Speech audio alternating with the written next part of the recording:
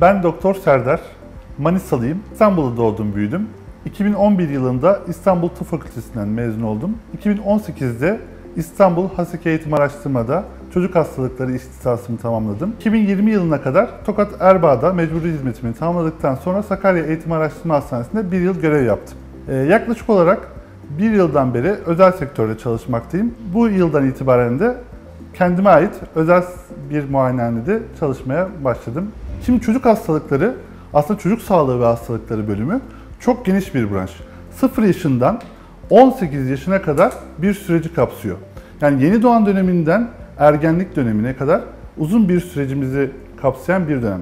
Bu dönemde çocukların yeni doğan hastalıkları, yeni doğan döneminde ortaya çıkan sorunlar, onun haricinde çocukluk çağı hastalıkları, kusma, ishal, ateşe giden bağırsak enfeksiyonları gibi, solunum sıkıntıları gibi, astım, alerji gibi birçok alanı içine alan bir branş. Ben size bugün yeni doğan döneminden bahsetmek istiyorum.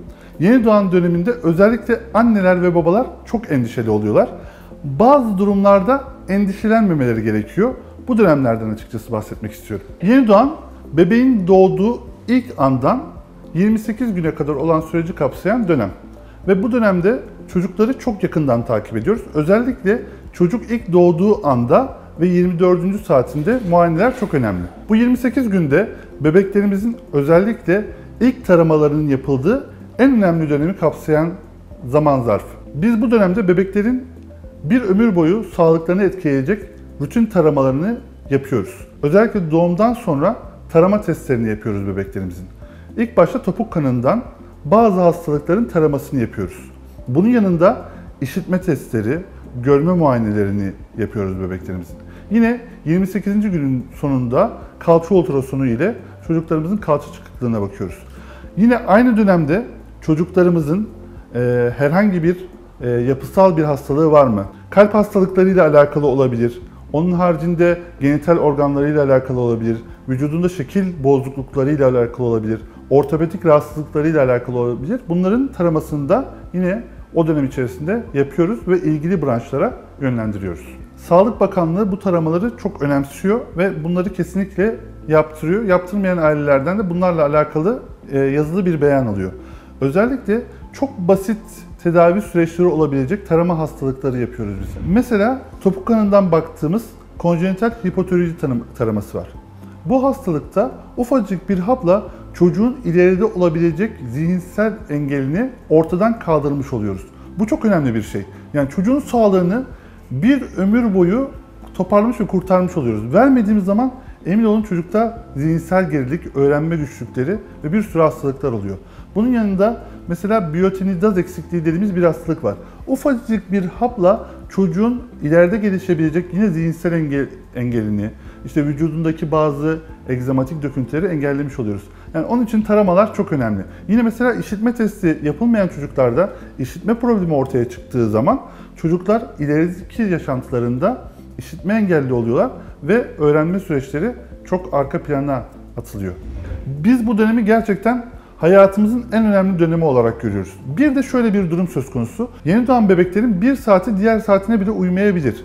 Yani burada çocukların takibi onun için çok önemli. Özellikle biz çocuklarınızı doğduğu günde, taburcu olurken 24. saatinde, 5. gününde, 15. gününde ve 1. ayın sonunda muhakkak kontrollere çağırıyoruz. Şimdi evimize yeni bir misafir geliyor ve aileler gerçekten çok heyecanlı bu dönemde.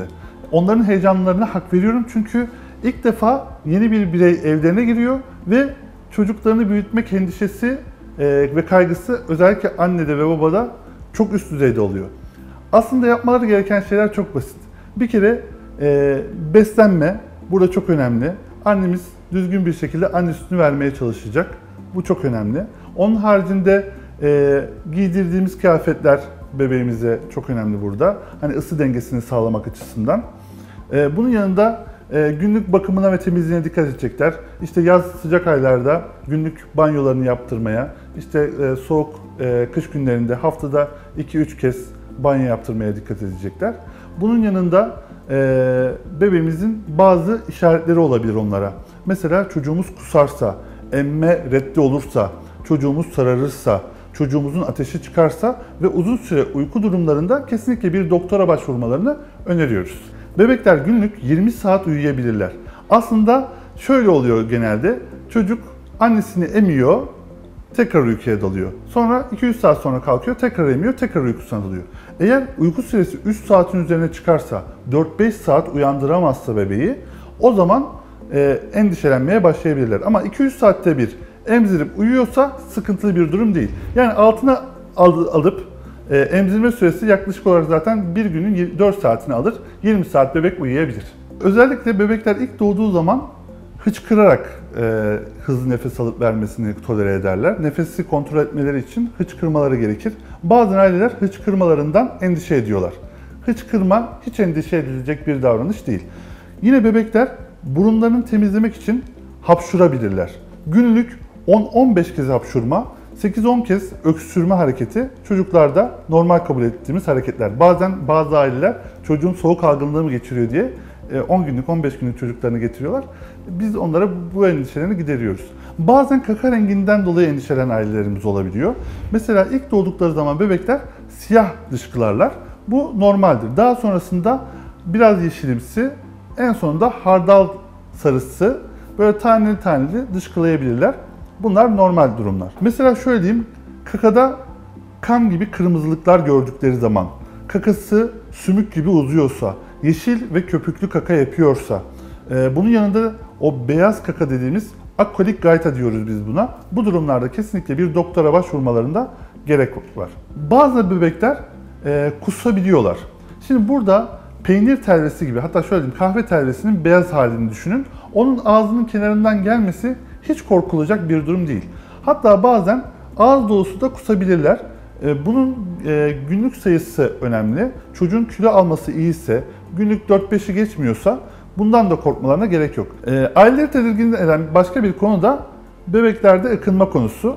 Bebekler genellikle yatar pozisyonda oldukları için ve karın kasları gevşek olduğu için gaytasını anüse ıkınarak gönderirler. Bu durumda genelde bebekler için normaldir. Eğer çocuk sadece ıkınıyor, huzursuzluk ve ağlama nöbetleri yoksa bu durumda da herhangi bir şey yapmaya gerek yok. Ailelerimizin bir korktuğu konuda ciltte döküntüler. Bazen ciltlerde özellikle kırmızı, üzerinde beyaz püstül gibi döküntüler olabiliyor. Bu döküntüler toksik eritem dediğimiz döküntüler. İsmi toksik ama kendisi çok masum. Herhangi bir şeye sebep olmuyor. Bunlardan da korkmamaları gerekiyor.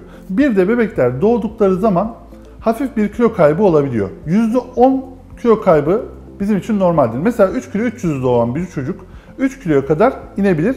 Bunda da ailelerimizin tedirgin olmaması, korkmaması gerekiyor. Yeni doğan dönemi çok hassas bir dönem. Biz o hassasiyeti bilerek çocuklarımızı zaten sık gözlemliyoruz, sık gözlemlemeye çağırıyoruz. Ailelere buradan önerdiğim şey o muayeneleri aksatmamaları. Özellikle ilk gün, 5. gün, 15. gün ve 1. ay muayenelerini muhakkak doktor kontrolünde olmaları. Zaten eğer normal bir durum varsa doktoru ona bu durumun normal olduğunu söyleyecektir. Anormal bir durum varsa zaten aileyi yönlendirecektir.